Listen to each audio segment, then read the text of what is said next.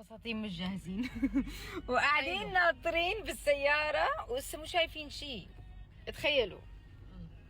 انا خايفة صراحة لانه لسه ما بعرف كيف طلع الفستان ولا بعرف شكله.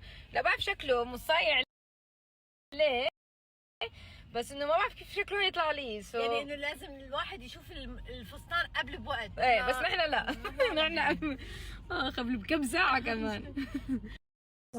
لا انزلي لا تشيلين. انت بدك من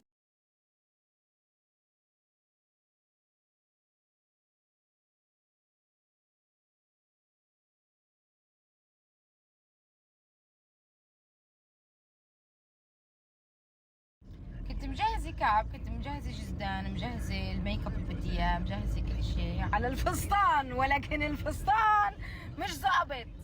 مش ظابط الفستان. فصلته وما حبيته. ما حبيته. على اخر لحظة كل شيء رح يتغير وان شاء الله لحق وروح على العرس. اذا ما هيك مش حروح.